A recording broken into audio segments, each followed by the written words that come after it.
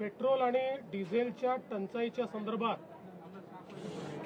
सातत्याने जी चर्चा चाललेली आहे त्यामध्ये साधारणपणे असं लक्षात येत आहे की सरासरीपेक्षा पेट्रोल आणि डिझेलची मागणी ही प्रचंड मोठ्या प्रमाणात वाढलेली दिसते। त्याचीही आपूर्ती आपण करतो, पण कुठेतरी याच्यात साठेबाजी होते आहे असे निदर्शनास येत आहे।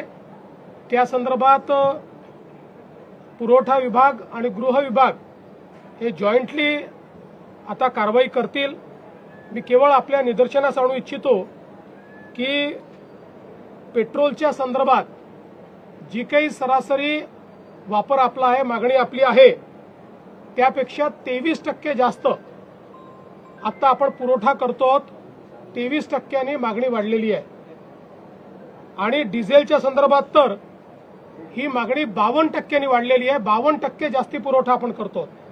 म्हणजे सरासरी मागील वर्षी किंवा याही वर्षी प्रतिदिनाचा जो पुरवठा या काळातला त्या पुरवठ्यापेक्षा 52% जास्त डिझेल हे आता पेट्रोल पंपाच्या माध्यमातून आपण पुरवतो आणि तरीही टंचाई सदृश स्थिती ही तयार होते। त्यामुळे अगदी उदाहरण द्यायचं झालं तर अकोल्यामध्ये 154% जास्त खपत झालेली आहे, किंवा छत्रपती संभाजीनगर, बीड, भंडारा, बुलढाणा, चंद्रपूर, बुलढाणा, त्यानंतर गोंदिया, हिंगोली या सगळ्या भागांमध्ये 70% पेक्षा जास्त ॲडिशनल खपत ही त्या ठिकाणी झालेली आहे, ज्याचा पुरवठा हा आपण केलेला आहे।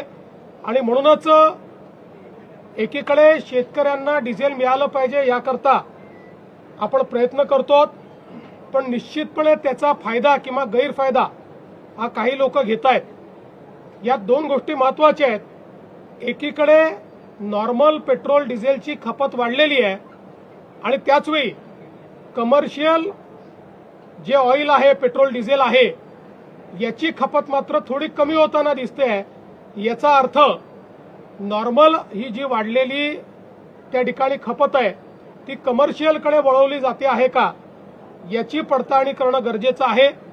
त्या दृष्टीनं आज आम्ही आदेश दिलेले आहेत, कारण आपण समजू शकता 52% वाढ आणि त्याची आपूर्ती आपण करतो, याचा अर्थ कुठेतरी याच्यामध्ये कोणीतरी साठेबाजी करताय आणि म्हणून ती साठेबाजी थांबवण्याचा प्रयत्न आमचा चाललेला आहे।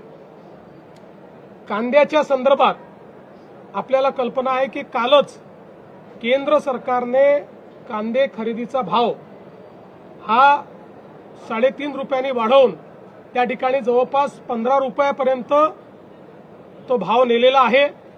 मोठ्या प्रमाणात खरेदी देखील सुरू केलेली आहे। आम्ही केंद्र सरकारला या संदर्भात बैठक घेण्याची विनंती केली होती। उद्या संध्याकाळी केंद्र सरकारमध्ये तशा प्रकारची बैठकही लागलेली आहे। कांद्याच्या संदर्भात सातत्याने राज्य सरकार आणि केंद्र सरकार हे इंटरव्हेन्शन करतायत। 15 रुपयाची खरेदी ही आपण सुरू केलेली आहे। मार्केट इंटरव्हेन्शन आपण सुरू केलेलं आहे।